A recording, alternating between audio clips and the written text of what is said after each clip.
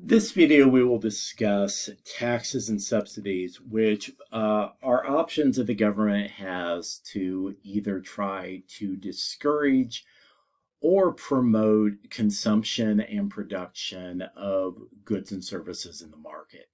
Keep in mind, we've already discussed the idea of price ceilings, where price ceilings create a maximum price in the market, but that can create some unintended consequences, such as permanent shortages, along with a reduction in quality of existing products.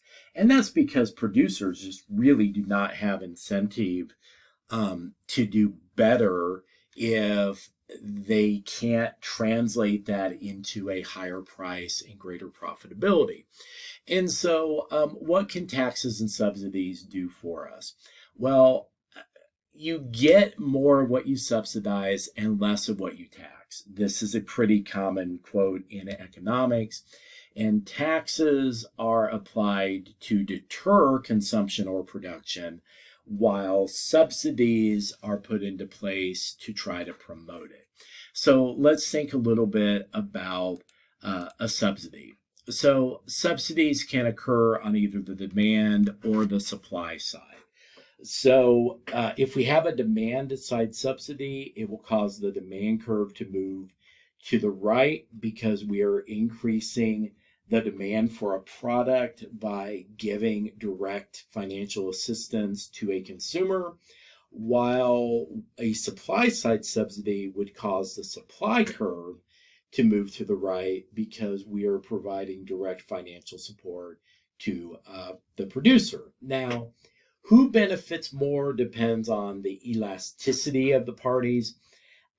Depending on how in depth we got into the idea of tax incidence, you may recall that when a tax is applied to a more inelastic product, the consumer ends up paying the majority of the tax because they're going to continue to buy the product anyway. However, if the product gets subsidized, the more inelastic party actually benefits. So in this case, the inelasticity helps. So what would this look like graphically? Well, you'd see, let's say that there's a demand side subsidy where we just give everybody a $200 voucher for rentals. Okay, just an arbitrary thing in the market. So prior to the introduction of the subsidy, we've got this market condition. The demand and supply curves intersect at a market clearing price of $1,000 and 500 units. Okay, now we give everybody essentially a $200 coupon for housing. The supply curve is going to shift to the right by $200.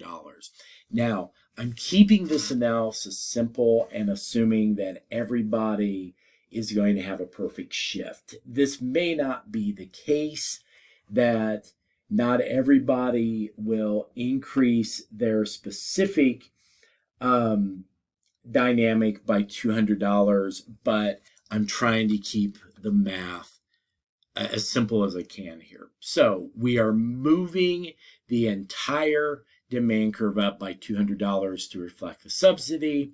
So what happens now? The new equilibrium condition is a market price of $1,100 is our new equilibrium, and 600 units being available. And what happens is this upward pressure on prices due to that demand side subsidy is causing the quantities supplied to increase because the higher price is incentivizing people to make product available. Now, if we think about the consequences of this, well, now the product is $1,100, but people are still actually better off by 100 because before they were paying 1,000, now their out of pocket is only 900 because remember, we're giving them a voucher for 200 essentially. On the other side are supply side subsidies. So what would that look like? Well, here, the supply curve actually shifts down or to the right because for each unit being produced in the market, the government is providing $200 directly to the producer to offset their costs. And so what happens again, and part of this is just how I kind of drew generic supply and demand curves coming down at 45-degree angles.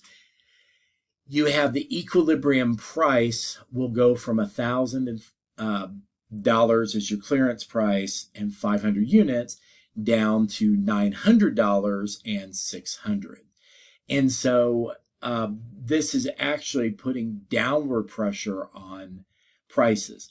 For the individuals in the market, the outcomes are going to be the same from a real perspective because now the consumer is still paying $900. Remember, before they were paying $1,100, but they had the $200 voucher.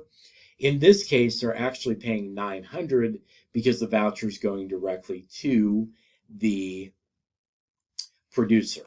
Now, this all sounds great in theory, but what are some issues with subsidies? Well, for one thing, there are concerns with how are you going to pay for it. You know, any money that the government provides in the form of subsidies is coming from somewhere, and we always have to think back to our concept of opportunity cost. Is that $200 subsidy the best use of that money, or is the opportunity cost too high and they should do something else with it? Other things that come in is if the subsidies aren't universal. Okay, and I did universal subsidies just to make the example simpler. But if you base it on some other factor, some eligibility requirements, then you're going to favor one group of economic actors over another. And how is that decision made from a political standpoint? You also will have monitoring concerns about subsidies. So if we did, for example, subsidize housing, how do we know that that money is being used to lower the prices and maintain the quality? That requires some sort of oversight. And whenever you get oversight added into the mix, it can become tricky. And again, this kind of goes back to things that I've discussed earlier in courses that I teach about the importance of incentives in the marketplace. Really, if you boil microeconomics down, strip away all the bells and whistles, all the graphs, okay, it really comes down to interest, information, and incentives, right? Where do the incentives lie? And how do we create the proper incentives to get the outcomes that we want from a societal standpoint?